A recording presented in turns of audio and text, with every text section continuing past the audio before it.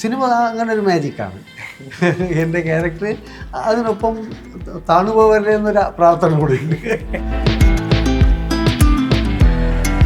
എനിക്കൊരു സിനിമയിൽ ഒരു ഡയറക്ടർ ഏറ്റവും നന്നായിട്ട് കമ്മ്യൂണിക്കേറ്റ് ചെയ്യുന്നത്, ഞാൻ പല സിനിമയിലും എനിക്ക് പല അനുഭവങ്ങളുണ്ടായിട്ടുണ്ട്. അപ്പോൾ എൻ്റെ ഒരു ആളുടെ പേര് ഞാൻ പറഞ്ഞ പ്രൊഡ്യൂസർ സെറ്റിൽ ചെന്ന് ഇരുന്നിട്ട് ഡയറക്ടർ മൈൻഡ് ചെയ്യാത്തൊരവസ്ഥ ഉണ്ടായിരുന്നു.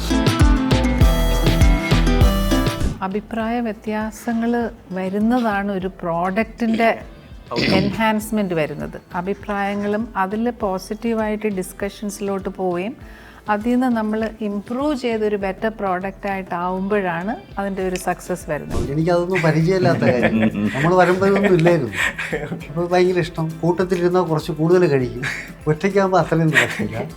പിന്നെ ഒതുങ്ങി അതിനകത്ത് ഉപയോഗിക്കുന്നൊക്കെ ഉണ്ട് ആവശ്യത്തിന്. ഇപ്പോൾ പണ്ടത്തെ പോലെ സിനിമ കുറച്ച് പലരും വീട്ടിൽ നിന്ന് എല്ലാവരും കുറേയൊക്കെ അവരവരിൽ ഒതുങ്ങി വീട്ടിലൊക്കെ വലിയ മതിലും ഫ്ലാറ്റൊക്കെ ആകുമ്പോൾ പണ്ടത്തെ പോലെ നമുക്ക് നടന്ന് ഈ ജനറേറ്റർ ഒന്നും ഇട്ട് വർക്ക് ചെയ്യാൻ പറ്റില്ല.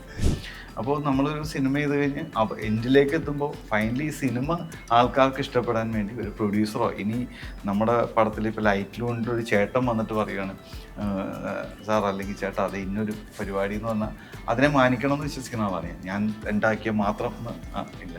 അങ്ങനത്തെ ചിരി, ആ കരച്ചിരി ഇങ്ങനെയൊക്കെ പറഞ്ഞൊക്കെ വരും.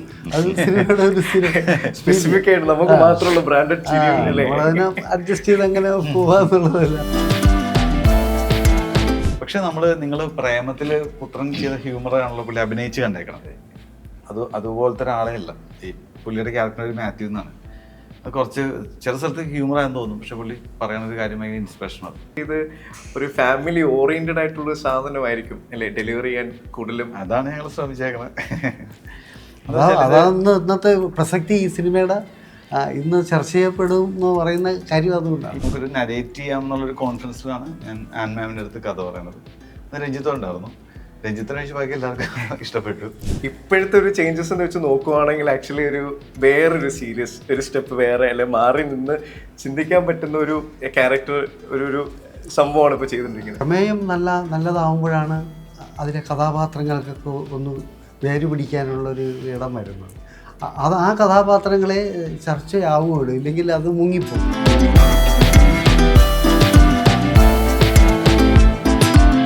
എല്ലാവർക്കും നമസ്കാരം. ഏറ്റവും പുതിയ മൂവി വിശേഷങ്ങൾ ഇന്ന് നമ്മൾ പങ്കുവെക്കാനാണ് വന്നിരിക്കുന്നത്. ആ മൂവിയിലെ ഏറ്റവും പ്രധാനപ്പെട്ട ആൾക്കാരാണ് ഇന്ന് നമ്മുടെ കൂടെ ഉള്ളത്. ആ മൂവി എന്ന് പറയുന്നത് യുണൈറ്റഡ് കിങ്ഡം ഓഫ് കേരള.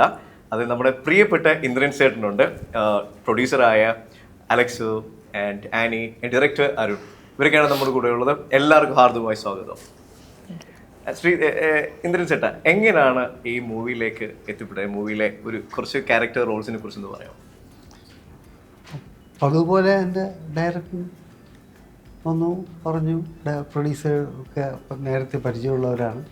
അപ്പോൾ അങ്ങനെ ചെത്ത് ചേരുന്നതാണ്. എനിക്ക് ഞാനിതുവരെ ചെയ്തിട്ടില്ലാത്തൊരു കഥാപാത്രം എന്നുള്ള ഒരു സ്വകാര്യമായ സന്തോഷം കൂടെ ഉണ്ട്. പടം പറയുന്ന പ്രമേയവും രഞ്ജിത്താണ് നായകൻ. അദ്ദേഹവുമായിട്ടും കോമ്പിനേഷനൊക്കെ ഉള്ള വളരെ കഥയിൽ വളരെ പ്രധാനമായ ഒരു കഥാപാത്രം തന്നെയാണ്. അത് പ്രത്യേകിച്ചും ഇന്നിപ്പോൾ ഒരുപാട് ഞാനൊക്കെ ചെയ്തു പോകുന്ന സിനിമകളിൽ വെച്ച് ഒന്ന് ചർച്ച ചെയ്യപ്പെടുന്നൊരു സിനിമ. അങ്ങനെ ഒരു പ്രമേയം പറയുന്നു. ഇന്ന് കേരളത്തിൽ പൊതുവെ എല്ലാവരും അപലപിക്കുന്ന ഒരു പ്രധാന വിഷയം അരുൺ കൈകാര്യം ചെയ്തു. ആ വിഷയമാണ് പറയുന്നത്. അപ്പോൾ അത് ചുമ്മാ ഒരു സിനിമ അങ്ങനെ കണ്ട് കളയാവുന്നു, നിങ്ങൾ കാണണമെന്ന് പറയുന്നതിനപ്പുറത്തേക്ക് അതങ്ങനെ കാണേണ്ടതാണെന്ന് ബോധ്യമാവും എന്നെനിക്ക് തോന്നുന്നു. അങ്ങനെ ഒരു വിഷയമാണ് കൈകാര്യം ചെയ്തിരിക്കുന്നത്. അപ്പോൾ അതിൻ്റെ ഒരു ത്രില്ലുണ്ട്. അപ്പം ഇന്ദ്രൻ ചേട്ടൻ മാജിക് ഒരു സംഭവം ഇതിൽ പ്രതീക്ഷിക്കാം അല്ലേ? സിനിമ അങ്ങനെ ഒരു മാജിക്കാണ്. എൻ്റെ ക്യാരക്ടർ അതിനൊപ്പം താണുപോകല്ലേ എന്നൊരു പ്രാർത്ഥന കൂടി ഉണ്ട്. കാരണം എല്ലാം അത്രയും മിടുക്കന്മാരാണ് കൂടെ ഉള്ളതൊക്കെ. ഇപ്പം പറഞ്ഞ പോലെ ഇപ്പം അരുൺ എങ്ങനെയാണ് ഈ മൂവിയിലേക്ക് എത്തിപ്പെട്ടത്? ഇതിൻ്റെ ഒരു ട്രെൻഡ് അല്ലെങ്കിൽ ഒരു ത്രെഡ് എന്തായിരുന്നു ഈ മൂവി? ഒരു തോട്ട് പ്രോസസ്സ് വന്നതും ഈ മൂവി ഒരു ഉൾക്കൊള്ളാനുള്ളൊരു എങ്ങനെയാണ് ഇതിലേക്ക് ഒരു ത്രെഡും വന്നത്? ഇത് നമ്മൾ ത്രെഡ് വന്നത് നമ്മൾ രഞ്ജിത്തും ഞാനും കൂടി ചേർന്നിട്ടൊരു സിനിമ ചെയ്യാനുള്ളൊരു പ്ലാൻ ഉണ്ടായിരുന്നു. അപ്പോൾ ഞാൻ രഞ്ജിത്തിൻ്റെ ബാക്ക് സിനിമകൾ നോക്കിയപ്പോൾ ഗൾബ്, മൈക്ക്, ഗോളം, അല്ലെങ്കിൽ ഗോളത്തിൻ്റെ ഷൂട്ട് നടക്കുന്ന സമയത്താണ് ഞാൻ ഈ സബ്ജക്റ്റ് നരേറ്റ് ചെയ്യണത്. പിന്നെ ഗൽബിലെയും കോളത്തിലൊക്കെ ക്യാരക്ടർ നോക്കാറ്. അപ്പോൾ രഞ്ജിത്തിൽ നിന്ന് ഒരു പ്രേക്ഷകൻ ഇന്നത് എക്സ്പെക്ട് ചെയ്യുന്നുള്ളൊരു എൻ്റെ തോന്നലാണെന്നറിയില്ല, അങ്ങനെ ഉണ്ടെന്ന് എനിക്ക് തോന്നി. അപ്പോൾ ഞാൻ വിചാരിച്ചു ഓക്കെ, നമ്മൾ ഇപ്പോൾ കണ്ടു വന്ന സിനിമകളിൽ രഞ്ജിത്ത് അല്ലാത്തൊരു രഞ്ജിത്തിനെ അവതരിപ്പിക്കണം എന്നൊരു ആഗ്രഹം ഉണ്ടായി എപ്പോഴും. ആ സമയത്ത് എൻ്റെ ഫാമിലിയിലുള്ള ചില ആൾക്കാരുടെ ചില ഇഷ്യൂസൊക്കെ വെച്ച് ഞാൻ നോക്കിയപ്പോൾ എനിക്ക് ഇങ്ങനത്തെ ഒരു കോണ്ടന്റ് കിട്ടി. ഞാൻ അത് അലക്സ് സാറായിട്ട് ഡിസ്കസ് ചെയ്തു. സാറ് കുറച്ച് സാധനങ്ങൾ കോൺട്രിബ്യൂട്ട് ചെയ്തു. പിന്നെ ഇത് നമ്മൾ വേറൊരു സിനിമ ചെയ്യാൻ വേണ്ടിയിട്ടാണ് ഞങ്ങൾ ആദ്യം വന്നത്. അപ്പോൾ ആ സിനിമ മാറ്റിയിട്ടാണ് ഇങ്ങനത്തെ ഒരു രീതിയിലേക്ക് എത്തുന്നത്. പിന്നെ അത് ചർച്ചകളിൽ കൂടി ഡെവലപ്പായി അവസാനം നമുക്കൊരു നരേറ്റ് ചെയ്യാം എന്നുള്ളൊരു കോൺഫിഡൻസിലാണ് ഞാൻ ആൻ മാമിൻ്റെ അടുത്ത് കഥ പറയണത്. അത് രഞ്ജിത്തും ഉണ്ടായിരുന്നു. രഞ്ജിത്തിനെ വെച്ച് ബാക്കി എല്ലാവർക്കും ഇഷ്ടപ്പെട്ട രഞ്ജിത്തിന്റെ സബ്ജക്റ്റ് ഇഷ്ടപ്പെട്ടു. പക്ഷെ രഞ്ജിത്തിന്റെ ക്യാരക്ടർ അത്രമാത്രം അതിലൊരു രഞ്ജിത്തിനെ പെർഫോം ചെയ്യാനുള്ള സ്പേസ് ഉണ്ടെന്നൊക്കെ രഞ്ജിത്തിന് ഡൗട്ട് ഉണ്ടാവും. പക്ഷെ അത് കഴിഞ്ഞിട്ട് രണ്ടാമത്തെ നരേഷനിൽ ഡീറ്റെയിൽ ആയിട്ട് രഞ്ജിത്തിന്റെ ഒരു ക്യാരക്ടറൈസേഷൻ പരിപാടിയൊക്കെ ഒന്ന് ഡീറ്റെയിൽ ആയിട്ട് നരേറ്റ് ചെയ്തു. അതിൽ വർക്കായി. പിന്നെ പരിപാടിയിലേക്ക് എത്തിച്ചേർന്നു.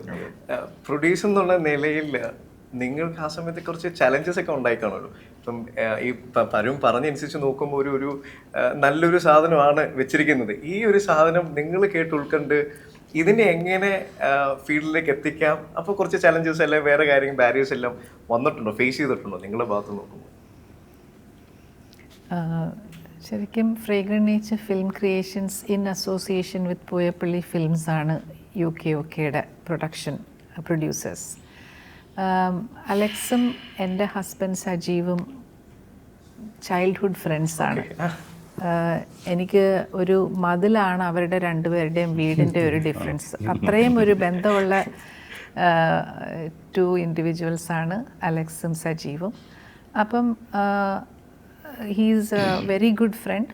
അതിൻ്റെ ഒപ്പം തന്നെ ഞങ്ങൾ ഒരു സെയിം മൈൻഡ് സെറ്റ് വേവ് ലെങ്തിൽ ചിന്തിക്കുന്ന ആൾക്കാരും കൂടെയാണ്. ദാറ്റ് മീൻസ് സിനിമ എന്ന് പറഞ്ഞ ഒരു മീഡിയ ത്രൂവിൽ നമുക്ക് what kind of content can be give to the audience. അപ്പോൾ അതിൽ നമ്മൾക്ക് എല്ലാവർക്കും ഇഷ്ടമുള്ള ഒരു genre, something that can bring ഒരു മീനിങ് ടു ദ കമ്മ്യൂണിറ്റി, അല്ലെങ്കിൽ ഒരു content that can influence and impact ഒരു കമ്മ്യൂണിറ്റി, അല്ലെങ്കിൽ യങ്സ്റ്റേഴ്സ്, അല്ലെങ്കിൽ അഡൾട്ട്സ്, അല്ലെങ്കിൽ ശരിക്കും ഏത് സെക്ടർ ഓഫ് ഓഡിയൻസ് ആണെങ്കിലും ഒരു ഇമ്പാക്റ്റ് പോസിറ്റീവ്ലി ക്രിയേറ്റ് ചെയ്യാൻ പറ്റും. അല്ലെങ്കിൽ എന്തെങ്കിലും ഒരു തോട്ട് പ്രൊവോക്കിംഗ് സബ്ജക്റ്റിനെ നമ്മൾ ഇട്ട് കൊടുക്കണം, which creates A thought process in the community. അങ്ങനെ ഒരു അലൈൻഡ് ഇൻ തോട്ടാണ്. അങ്ങനെയാണ് ഈ സബ്ജക്റ്റ് നമ്മൾ ഡിസ്കസ് ചെയ്തപ്പം ഇതൊരു വെരി മീനിങ് ഫുൾ, ഈ ഒരു സമയത്ത് ഭയങ്കര റെലവൻസ് ഉള്ളൊരു സബ്ജക്റ്റാണ്. അതിനെ നല്ല കമേഴ്ഷ്യൽ സിനിമ രീതിയിൽ ഒരു എല്ലാവർക്കും എൻജോയ് ചെയ്യാൻ പറ്റുന്ന ഒരു മോഡിൽ ഉള്ള ഒരു പ്രോഡക്റ്റാണ് അരുൺ നമ്മുടെ അടുത്ത് കൊണ്ട് അവതരിപ്പിക്കുന്നത്. അപ്പോൾ അതൊരു ഇപ്പോഴത്തെ ഒരു സമയത്തിന് ഒരു അത്രയും റെലവൻസ് ഉള്ള ഒരു ഇഷ്യൂ ആണ് നമ്മൾ ഇതിൽ അഡ്രസ്സ് ചെയ്യുന്നത് പ്രൈമറിലി, കോറായിട്ട്. അതിൽ കമേഴ്ഷ്യൽ ഫാക്ടേഴ്സ് ഉണ്ട്, യൂത്തിനെ അപ്പീൽ ചെയ്യാനുള്ള ഉണ്ട്, ഫാമിലി ബന്ധങ്ങളുണ്ട്, സമൂഹത്തിൻ്റെ ഒരു റെസ്പോൺസസ് ഉണ്ട്. അങ്ങനത്തെ കുറേ കാര്യങ്ങളും കുറേ ആസ്പെക്ട്സും ടച്ച് ചെയ്യുന്ന ഒരു സിനിമയാണ്. അങ്ങനെയാണ് ഞങ്ങൾ ഇൻ അസോസിയേഷൻ ഈ പ്രോജക്റ്റിലോട്ട് വരുന്നത്. അരുണിൻ്റെ വേറെ സിനിമകളും അരുൺ അത്രയ്ക്കൊരു പാഷനേറ്റായിട്ട് വർക്ക് ചെയ്യുന്ന ഒരാളാണ്. അപ്പം എല്ലാം കൂടെ ഞങ്ങൾ അതൊരു നല്ലൊരു സബ്ജക്റ്റാണ്, നല്ല സിനിമയാണ് എന്നുള്ളൊരു ചിന്തയിലാണ് നമ്മൾ ഇതിലോട്ട് വരുന്നത്. അപ്പം ഇന്ദ്രൻ ചേട്ടനെ തിരഞ്ഞെടുക്കാൻ വേണ്ടി ഇപ്പം ഇന്ദ്രൻ ചേട്ടൻ എന്ന് പറയുമ്പം ഒരു കേരളത്തിൻ്റെ അല്ലെങ്കിൽ നമ്മുടെ ആളെന്ന് പറയുമ്പോൾ പൊതുവേ പഴയകാലം തൊട്ട് കോമഡി അല്ലെങ്കിൽ ഫൺ ക്യാരക്ടർ ചെയ്ത് നമ്മൾ രസിപ്പിച്ച ഒരു ഇന്ദ്രൻ ചേട്ടൻ ഇപ്പോഴത്തെ ഒരു ചേഞ്ചസ് എന്ന് വെച്ച് നോക്കുവാണെങ്കിൽ ആക്ച്വലി വേറൊരു സീരിയസ് ഒരു സ്റ്റെപ്പ് വേറെ അല്ലെങ്കിൽ മാറി നിന്ന് ചിന്തിക്കാൻ പറ്റുന്ന ഒരു ക്യാരക്ടർ ഒരു സംഭവമാണ് ഇപ്പോൾ ചെയ്തുകൊണ്ടിരിക്കുന്നത്. ആ ഒരു ചേഞ്ചസിലേക്ക് ഇന്ദ്രൻ ചേട്ടൻ വന്ന് എത്തിപ്പെടുമ്പം എന്താണ് ഇന്ദ്രൻ ചേട്ടനെ കാണുന്നത്? എങ്ങനെയാണ് പ്രമേയം നല്ലതാവുമ്പോഴാണ് അതിലെ കഥാപാത്രങ്ങൾക്കൊക്കെ ഒന്ന് വേരുപിടിക്കാനുള്ളൊരു ഇടം വരുന്നത്. അത് ആ കഥാപാത്രങ്ങളെ ചർച്ചയാവുകയുള്ളൂ, ഇല്ലെങ്കിൽ അത് മുങ്ങിപ്പോവും. സിനിമകളുടെ ഒരുപാട് സിനിമ ഇവിടെ നടക്കുന്നെങ്കിലും ഇതുപോലെ ഒത്തിരി പ്രതിബദ്ധതയുള്ള സിനിമകൾ സംഭവിക്കുന്നത് വളരെ അപൂർവമാണ്. ആ സിനിമയിൽ നമ്മൾ ചെന്നെത്തുക, അവിടെ നിന്ന് അതിലൊരു കഥാപാത്രമാകുക എന്നൊക്കെ പറയുമ്പോഴേ അത് ഫലവത്താവുന്നുള്ളൂ. അപ്പോൾ ഇതിൽ അങ്ങനെ ഒരു പ്രത്യേകത ഉള്ള ഒരു സബ്ജക്റ്റും ആണ്. അതിലൊരു കഥാപാത്രം ശരിക്കും അങ്ങനെ ഒരു ഗൗരവം അല്ല, എന്നാൽ ഒരു പള്ളിയിലച്ഛൻ്റെ എല്ലാ ആത്മീയതയിലും നിന്നിട്ട് എന്നാൽ ബന്ധങ്ങളും വേണം, അങ്ങനെ ഒരു സ്നേഹത്തിൽ പോകുന്ന ഒരു കുടുംബത്തിലൊരു അച്ഛൻ എങ്ങനെ ഇരിക്കും എന്നതുപോലത്തെ ഒരു അച്ഛനാണ്. അത് ഹ്യൂമറും സീരിയസും എല്ലാം എല്ലാ രീതിയും മിക്സ് ആയിട്ടുള്ളൊരു റോള്. അപ്പം അരുൺ ഓരോരുത്തരെ പ്ലേസ് ചെയ്യുന്നത് എങ്ങനെയായിരുന്നു ഈ മൂവിയിൽ? ഇപ്പം എനിക്ക് പറഞ്ഞ് കേട്ടനുസരിച്ചിട്ട് ചിലപ്പോൾ ഒരു സോഷ്യൽ സൊസൈറ്റിയിൽ ഒരു നെഗറ്റീവ് അല്ലെങ്കിൽ പോസിറ്റീവ് വൈബ് ഉണ്ടാക്കാൻ പറ്റുന്നൊരു മൂവിയാന്ന് തോന്നുന്നു. സോ അങ്ങനെ വരുമ്പോഴത്തേന് ആൾക്കാരിലേക്ക് റീച്ച് ചെയ്യുക, അല്ലാതെ ഇന്ന ആളെ പ്ലേസ് ചെയ്യുക. സോ ആ ഒരു പ്ലേസ്മെൻറ്റിലേക്ക് വന്നപ്പം like what was your thought?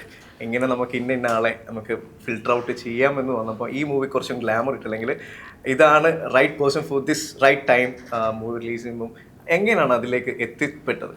നമുക്ക് ഇപ്പോൾ ഈ സബ്ജക്റ്റ് നമ്മൾ ഡിസ്കസ് ചെയ്യുമ്പോൾ ഇത് ഇങ്ങനത്തെ ഒരു സോഷ്യലി റെലവൻ്റ് ആയിട്ടുള്ള സബ്ജക്റ്റ് ഉണ്ട്. പക്ഷെ അതിനെ കൊണ്ട് അങ്ങനെ തന്നെ കാണിച്ചാൽ അത് ഒരു ഡോക്യുമെൻ്ററി പരിപാടിയായിപ്പോൾ. അപ്പോൾ നമ്മളത് ഡിസ്കസ് ചെയ്തപ്പോൾ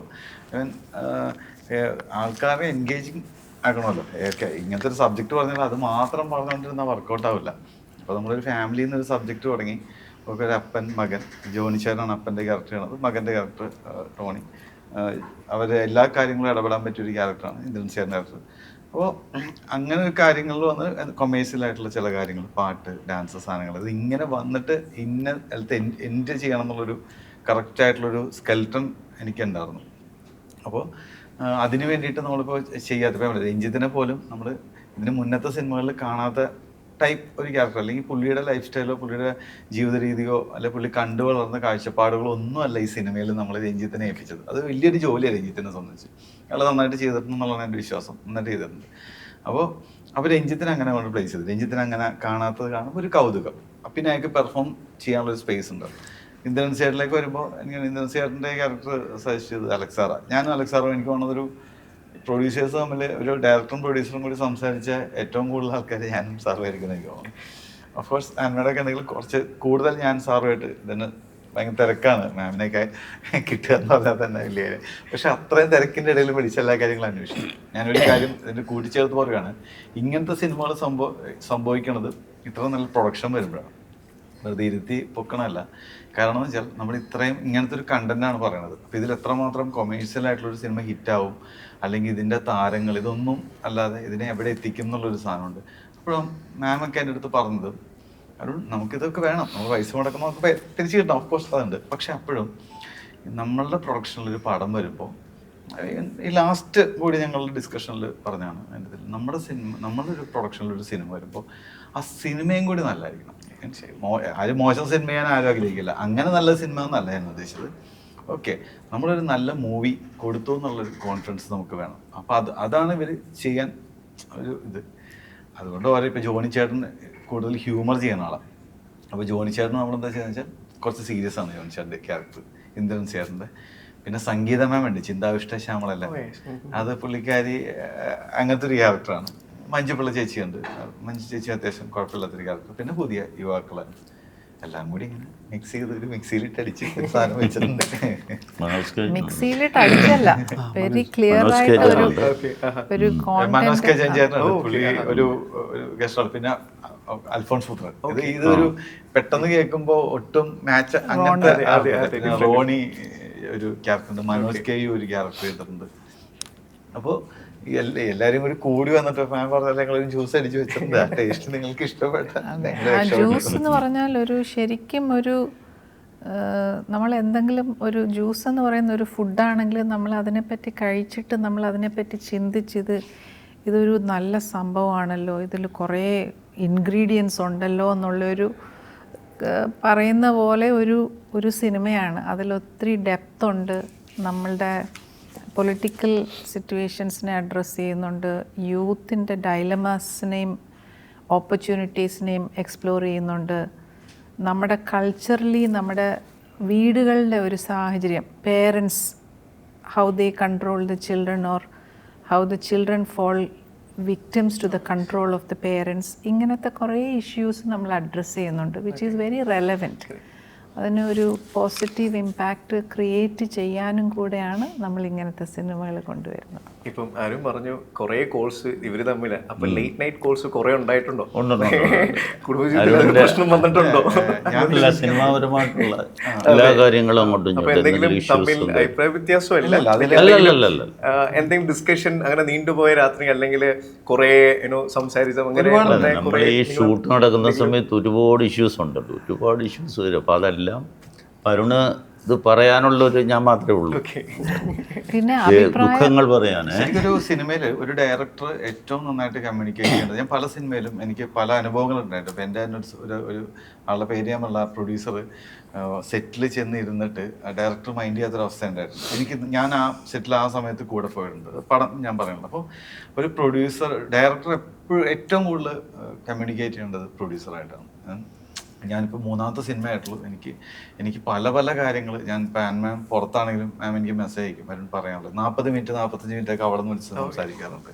കാര്യം എന്ന് വെച്ചാൽ നമുക്ക് പല ഇഷ്യൂസും കാര്യങ്ങളും അഭിപ്രായങ്ങൾ ഐഡിയാസൊക്കെ ഉണ്ടാവും. ഫസ്റ്റ് കമ്മ്യൂണിക്കേറ്റ് ചെയ്യേണ്ടത് പ്രൊഡ്യൂസറുടെ അടുത്ത്. അത് ഇവർ നല്ല സപ്പോർട്ട് തന്നിട്ടുണ്ട്.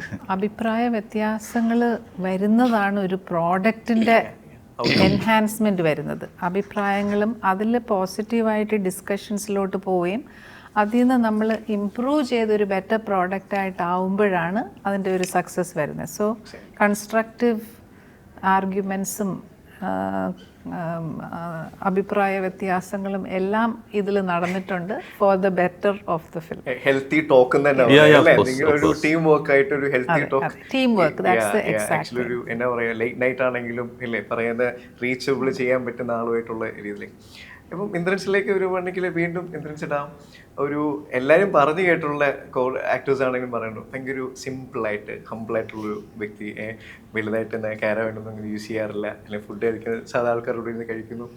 അതിൽ നിന്ന് ആരെങ്കിലും പറഞ്ഞു തന്നിട്ടുണ്ടോ, അല്ലെങ്കിൽ കൂട്ടത്തിൽ പറിക്കുന്നത് കുറച്ചും കൂടെ ഒന്ന് അഡ്വാൻസ്ഡ് ആവാം, കുറച്ചൊന്ന് ഈ പ്രിവിലേജ് ഒക്കെ ഒന്ന് യൂസ് ചെയ്യാം എന്ന് പറഞ്ഞു തന്നിട്ടുണ്ടോ അങ്ങനെ? അല്ലെങ്കിൽ പിന്നെ ഞാൻ അഭിനയിക്കണം, എനിക്കതൊന്നും പരിചയമില്ലാത്ത കാര്യം, നമ്മൾ വരുമ്പോഴൊന്നും ഇല്ലായിരുന്നു.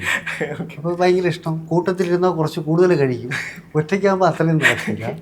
പിന്നെ ഒതുങ്ങി അതിനകത്ത് ഉപയോഗിക്കുന്നൊക്കെ ഉണ്ട് ആവശ്യത്തിന്. ഇപ്പോൾ പണ്ടത്തെ പോലെ സിനിമ കുറച്ച് പലരും വീട്ടിൽ നിന്ന് എല്ലാവരും കുറേയൊക്കെ അവരവരിൽ ഒതുങ്ങി, വീട്ടിലൊക്കെ വലിയ മതിലും ഫ്ലാറ്റൊക്കെ ആകുമ്പോൾ പണ്ടത്തെ പോലെ നമുക്ക് നടന്ന് ഈ ജനറേറ്റർ ഒന്നും ഇട്ട് വർക്ക് ചെയ്യാൻ പറ്റില്ല.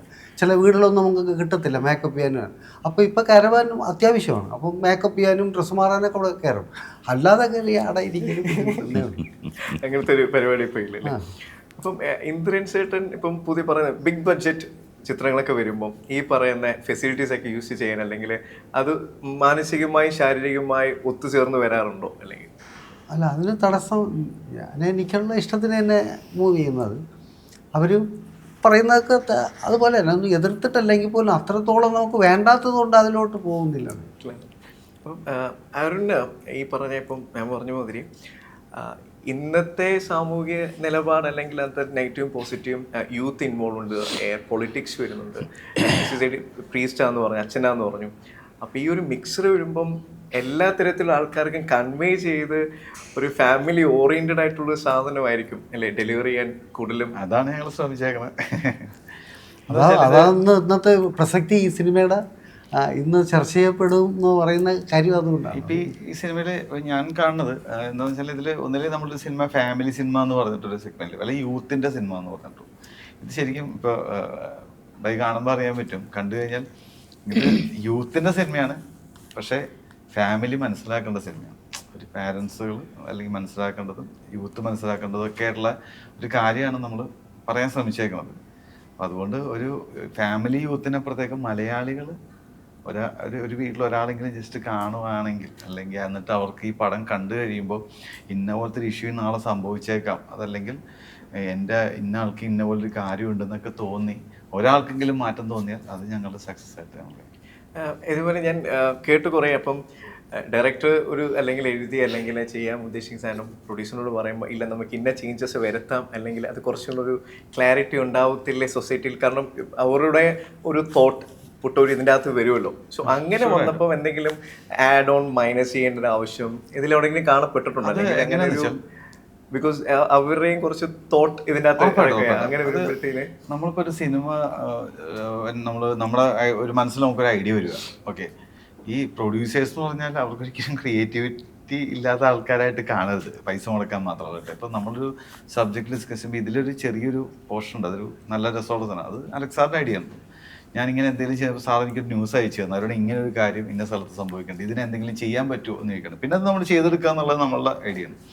അപ്പോൾ നമ്മളൊരു സിനിമ ചെയ്ത് കഴിഞ്ഞ് എൻഡിലേക്ക് എത്തുമ്പോൾ ഫൈനലി ഈ സിനിമ ആൾക്കാർക്ക് ഇഷ്ടപ്പെടാൻ വേണ്ടി ഒരു പ്രൊഡ്യൂസറോ, ഇനി നമ്മുടെ പടത്തിൽ ഇപ്പോൾ ലൈറ്റിൽ കൊണ്ടൊരു ഒരു ചേട്ടൻ വന്നിട്ട് പറയുകയാണ്, സാർ അല്ലെങ്കിൽ ചേട്ടാ അതെ ഇന്നൊരു പരിപാടി എന്ന് പറഞ്ഞാൽ അതിനെ മാനിക്കണം എന്ന് വിശ്വസിക്കുന്ന ആളാണ് ഞാൻ ഉണ്ടാക്കിയ മാത്രം ഇല്ല അത്. പക്ഷെ അത് നമ്മൾ ചിലപ്പോൾ അത് നമുക്ക് കൺവിൻസ് ആവാനൊരു ടൈം എടുക്കും. മീൻസ് ആ സമയത്തുള്ള ചില തർക്കങ്ങളുണ്ടാവും. അതല്ലെങ്കിൽ ചില സമയത്തൊക്കെ പെട്ടെന്ന് കൺവിൻസ് ആവും. ചിലപ്പോൾ നമുക്ക് അക്സെപ്റ്റ് ചെയ്യാൻ പറ്റില്ല, നമുക്ക് അക്സെപ്റ്റ് ചെയ്യാൻ പറ്റില്ല എന്ന് പറയും. അത് ഒരു ഡയറക്ടർ ഇതാണ് ഫൈനലി. പക്ഷേ പ്രൊഡക്റ്റ് നന്നാവാനാണെങ്കിൽ എല്ലാവർക്കും എല്ലാ സജഷനും ചിലപ്പോൾ പറയാം, 10 പറഞ്ഞാൽ ഏറ്റവും നല്ലത് നോക്കി ചൂസ് ചെയ്യാന്നുള്ളതാണ്. അങ്ങനത്തെ ഡിസ്കഷൻ ഉണ്ടായിട്ടുണ്ട്, അത് അക്സെപ്റ്റ് ചെയ്തിട്ടുണ്ട്, ചിലത് റിജക്ട് ചെയ്തിട്ടുണ്ടൊക്കെ.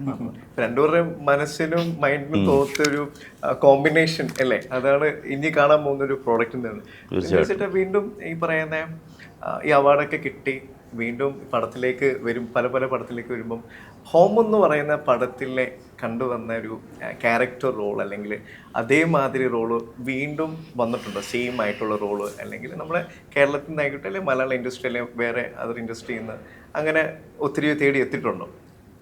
അങ്ങനെയൊക്കെ വന്നിട്ടുണ്ട്. ചിലതും അതേപോലെ അങ്ങനത്തെ ചിരി, ആ കരച്ചിരിങ്ങനെയൊക്കെ പറഞ്ഞൊക്കെ വരും. അത് സിനിമയുടെ ഒരു സ്പെസിഫിക് ആയിട്ട് നമുക്ക് മാത്രമുള്ള ബ്രാൻഡഡ് ചിരി അതിനെ അഡ്ജസ്റ്റ് ചെയ്ത് അങ്ങനെ പോവാന്നുള്ളതല്ല. ഡേറ്റ് കൊടുക്കാൻ സമയമില്ലാത്തതുകൊണ്ടാണോ അതോ? അങ്ങനെയല്ല, അങ്ങനെ ഒന്നും തള്ളിക്കളയത്തില്ല. വേണ്ടതാണെങ്കിൽ നമുക്ക് ചെയ്യാന്നുള്ളേ ഉള്ളൂ. ഒന്നും വരാമല്ലോ ഇല്ല. അങ്ങനെയൊക്കെ ഒരു മടുപ്പ് തോന്നിയിട്ടൊന്നുമില്ല, അങ്ങനെ ചെയ്തിട്ടില്ല ഒന്നും. അപ്പം ഇതില് അച്ഛൻ്റെ ഒരു പ്രീസ്റ്റിന്റെ റോളാണോ, സമാധാനത്തിന്റെ പ്രീസ്റ്റാണോ, ഐ മീൻ അച്ഛൻ റോളാണോ, പള്ളി അച്ഛനായിട്ടാണോ, അതോ ഏത് തരത്തിലുള്ള? അരമനയെന്ന് ഓരോ കുടുംബത്തിലെയും അച്ഛനെ ഏറ്റെടുക്കാവുന്നത് പോലത്തെ ഒരച്ഛൻ, എല്ലാ വിഷയങ്ങളിലും എല്ലാവരിലും ഇടപെടാൻ പറ്റുന്ന മനസ്സുള്ള ആത്മീയതയുള്ള ഒരച്ഛൻ.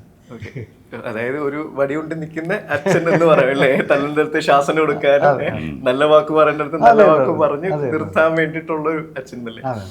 അപ്പം നിങ്ങൾ ഒത്തൊരുമിച്ചുള്ള ടീം വർക്ക് കാണുമ്പം ഇതിന്റെ ബാക്കിയുള്ള ആക്ടേഴ്സ് എങ്ങനെയാണ് ഇതിനെ കൺസീവ് ചെയ്തിട്ട് അവരുടെ ഒരു പെർഫോമൻസ്, അപ്പം അതിനൊരു ലെവല് കാണത്തില്ലേ? ഓക്കെ, ഇന്നാൾ ഇത്ര ലെവല്, ഇന്നാൾ ഇങ്ങനെ, ചില ഇച്ചിരി കുറയ്ക്കണം, പക്ഷെ അയാളുടെ ബെസ്റ്റ് എടുക്കണം എന്നുള്ള സാധനം വരത്തില്ലേ?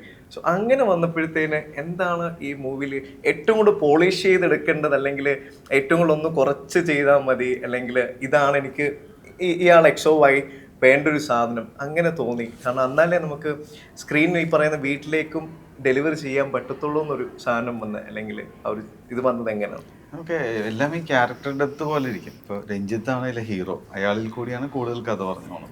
പിന്നെ ഓഫ്കോഴ്സ് ജോണി ചേട്ടൻ്റെ ഒരു ക്യാരക്ടർ, ജോണി ചേട്ടൻ ഞാൻ പറഞ്ഞില്ല ഇതുവരെയും പുള്ളി കൂടുതലും ഹ്യൂമറാണ് കൈകാര്യം ചെയ്തേക്കുന്നത്. സീരിയസ് വേഷങ്ങൾ ചെയ്തിട്ട് പാൽത്തു ജാനറൊക്കെ എനിക്ക് ഭയങ്കര ഫേവറേറ്റ് ആണ് ജോണി ചേട്ടൻ ചെയ്തത്. ഇതിൽ പക്ഷേ ജോണി ചേട്ടൻ ഇതുവരെയും ചെയ്യാത്ത ടൈപ്പ് ഓഫ് ഒരു അപ്പനാണ്, കുറച്ച് നമ്മൾക്ക് റിലേറ്റ് ചെയ്യാൻ പറ്റിയ അപ്പനാണ്. അപ്പോൾ ജോണി ചേട്ടനടുത്ത് പറഞ്ഞിട്ടുണ്ട്, ജോണി ചേട്ടൻ നമുക്ക് ഇന്നത് ഇത്രയും മതി. പക്ഷെ പുള്ളി ആ റോയിച്ചെന്ന് പറഞ്ഞ ക്യാരക്ടർ പുള്ളിക്ക് പരിചയമായിട്ടുള്ളൊരു സ്ഥലത്തുള്ളൊരു ആളാണ്. അപ്പോൾ അതുകൊണ്ട് ജോണി ചേട്ടൻ കുറച്ചുകൂടി ഈസി ആക്കാൻ പറ്റി. പലതും നമുക്ക് മാറ്റി ചെയ്യേണ്ടി വന്നു. ഇപ്പോൾ രഞ്ജിത്തിൻ്റെ പോലും ഈ കുറച്ച് നാൾ പുറത്ത് ജീവിച്ച ആളാണ്, അപ്പോൾ ലാംഗ്വേജിൻ്റെ ഒരു ചെറിയ ഇതുണ്ട്. പക്ഷേ ഇപ്പോൾ നിങ്ങളിവിടെ ഇന്ന് ഇൻ്റർവ്യൂവിൽ ഇടുന്ന രഞ്ജിത്തിൻ്റെ ഒരു ഡയലോഗ് രീതിയല്ല പടത്തിൽ, മനസ്സിലായി. അപ്പോൾ അതിന് നല്ല ടൈം എടുത്ത് അത് അയാളുടെയും കൂടി ഡെഡിക്കേഷനാണ്. നമ്മൾ വേണ്ട സാധനം പറയുമ്പോൾ ഒരു ഈഗോയോ ഒരു മടിയോ കൂടാതെ അത് ചെയ്തുകൊണ്ടിരിക്കും. ഇപ്പോൾ ഇന്ദ്രൻ ചേട്ടൻ വന്ന്, ഇന്ദ്രൻ ചേട്ടൻ കുഴപ്പമെന്ന് വെച്ചാൽ ഇന്ദ്രൻ ചേട്ടൻ ചിരിച്ചോണ്ടല്ലാണ്ട് സെറ്റിലേക്ക് വരില്ല. അപ്പം നമ്മൾ ഡിസൈൻ ചെയ്ത് വെച്ചിരിക്കുന്ന ഒരു അച്ഛൻ, പക്ഷേ കോസ്റ്റ്യൂമായിട്ട് വന്ന് കണ്ണട എടുത്ത് വെച്ച് നമ്മുടെ മുന്നിൽ വന്നിട്ട് ചേട്ടൻ ഇത് മതി എന്ന് പറഞ്ഞാൽ ചില സ്ഥലത്ത് നമ്മൾ മാറ്റി എടുക്കും. അത് കറക്റ്റായിട്ട് എനിക്ക് തോന്നുന്നത് ഇപ്പോൾ പുതിയ ആൾക്കാർ പോലും നമ്മൾ ആ സപ്പോർട്ടും കാര്യങ്ങളും കറക്റ്റായിട്ട് തന്നിട്ടുണ്ട്. ഇതിലൊരു ഇന്ന മീറ്റർ എന്ന് നമുക്കറിയാമല്ലോ, ഒരു ഓവർ മീറ്ററിലേക്ക് പോകേണ്ട ഒരു സാധനമില്ല. പിന്നെ പുത്രൻ മാത്രമാണ് അത്, ആ ക്യാരക്ടർ ഞാൻ എഴുതിയപ്പോൾ മുതൽ അൽഫോൺസ് പുത്രൻ എന്ന് പറഞ്ഞ ആളെയും കൂടി അയാളുടെ ഒരു സംസാരിക്കുന്ന സ്റ്റൈലുണ്ടല്ലോ, പുള്ളിയുടെ ഡയലോഗ് ഡെലിവറി, അത് വെച്ചിട്ടാണ് സ്ക്രിപ്റ്റിൽ എഴുതിയത്. പുള്ളിക്ക് അത് അയച്ചു കൊടുത്ത പുള്ളി ഇതാണ് എനിക്ക് ഈസി ചെയ്യുന്നത്, 1-2 കറക്ഷൻ പുള്ളിയായിട്ട് പറഞ്ഞു, അത് രസമുണ്ടായി. അതല്ലാത്ത ബാക്കി എല്ലാ ക്യാരക്ടറുകൾക്കും നമ്മൾ മറ്റേത് മാത്രം പുത്രൻ്റെ ഒരു സ്റ്റൈലിൽ. പക്ഷെ നിങ്ങൾ പ്രേമത്തിൽ പുത്രൻ ചെയ്ത ഹ്യൂമറാണല്ലോ പുള്ളി അഭിനയിച്ച് കണ്ടേക്കണത്. അതുപോലത്തെ ഒരാളെ അല്ല. ഈ പുള്ളിയുടെ ക്യാരക്ടർ ഒരു മാത്യു എന്നാണ്. അത് കുറച്ച് ചില സ്ഥലത്ത് ഹ്യൂമറായെന്ന് തോന്നും, പക്ഷെ പുള്ളി പറയുന്നൊരു കാര്യം ഭയങ്കര ഇൻസ്പിറേഷനാണ്. അതങ്ങനെ മോൾഡ് ചെയ്തെടുക്കാൻ പറ്റിയിട്ടുണ്ട് ഭയങ്കരമായിട്ട്. ഇത് ഇപ്പം പറഞ്ഞു കേട്ടിട്ട് ഭയങ്കര ആകാംക്ഷയാണ് എനിക്ക് കാണാൻ വേണ്ടിട്ട്. ആക്ച്വലി പറയുകയാണെങ്കിൽ ഭയങ്കര അല്ല, ഇവിടെ ആക്ച്വലി പറഞ്ഞതനുസരിച്ച് യൂത്തിനെ കുറിച്ച് പറയുന്നത് പൊളിറ്റിക്സ്, പിന്നെ അച്ഛൻ എന്ന് പറയുമ്പോൾ നല്ല അച്ഛനുണ്ട് ചീത്ത അച്ഛനുണ്ട്. ഐ മീൻ അങ്ങനെയല്ല, ലൈക്ക് ആ ഒരു രീതി നമുക്ക് കാണാം. ആൻഡ് നമ്പർ ഓഫ് നല്ല ആക്ടേഴ്സ് ഈ പറയുന്ന പ്ലേസ് ചെയ്തിട്ടുണ്ട്. ഇതൊക്കെ എന്ന് പറയുന്നത് റൈറ്റ് തന്നെയാണ്. ആകാംക്ഷ വേണം, പക്ഷേ ഇപ്പോഴത്തെ സ്റ്റൈലാണല്ലോ സാധാ സിനിമ എന്ന് പറയുന്നത്. അങ്ങനെ പോലും പറയണതല്ല, ഇതൊരു സാധാ കൊച്ചു സിനിമ, കൊച്ചു സിനിമയാണെങ്കിലും അത് വെച്ചിരിക്കുന്നത് വലിയ ഒരുപാട് സാധനമാണെങ്കിൽ കാര്യങ്ങളുണ്ട്, നമ്മള് ശരിക്കും വലിയ വിഷയം ചർച്ച ചെയ്യുന്നു. അതാണ് ഇപ്പം ഒരു സിനിമയുടെ content how much impact it has, അതിലാണ് ഒരു സിനിമയുടെ വലിപ്പം പറയുന്നത്. ഇപ്പം ബഡ്ജറ്റിൽ വലുതായിരിക്കാം, ഇത് സ്മോൾ ബഡ്ജറ്റ് അല്ല, പക്ഷേ അതിനേക്കാളും ഏറ്റവും ഇമ്പോർട്ടൻ്റ് ഇതിലൊരു എല്ലാവർക്കും കണക്ട് ചെയ്യാൻ പറ്റുന്ന ഒരു കോണ്ടന്റ് ഉണ്ട്. അത് എല്ലാവരും കണ്ടിരിക്കണം, നമ്മളെല്ലാം അവെയർ ആയിരിക്കണം. Specially United kingdom of Kerala എന്ന് പറഞ്ഞ ആ പേരിന് തന്നെ അതിനൊരു റെലവൻസ് ഉണ്ട്. അപ്പോൾ അത് എന്തുവാണെന്ന് തിയേറ്ററിൽ പോയി കണ്ട് എൻജോയ് ചെയ്ത് അതിനെപ്പറ്റി ആലോചിച്ച് മാറ്റങ്ങൾ വരുത്തണം. തീർച്ചയായിട്ടും എല്ലാ ഇന്റർവ്യൂവിലും ഡേറ്റ് പറയാൻ അപ്പം അരുൺ പറഞ്ഞ പോലെ May 23 ആണ് റിലീസ് ചെയ്യുന്നത് യുണൈറ്റഡ് കിങ്ഡം ഓഫ് കേരള. അപ്പം ഞാൻ കേരളത്തിലേക്ക് വരുന്നുണ്ട്, കേരളത്തിൽ തന്നെയാണ്, കൊച്ചിയിലാണ്. അന്നേരം പക്ഷേ നമ്മളെല്ലാവരും കേരളത്തിലേക്ക് വന്ന് അല്ലെങ്കിൽ എവിടെ ഇരുന്നും ഈ പടം കാണണമെന്ന് ഞാൻ എല്ലാവരോടും പറയുകയാണ്. Wish you very all the successful.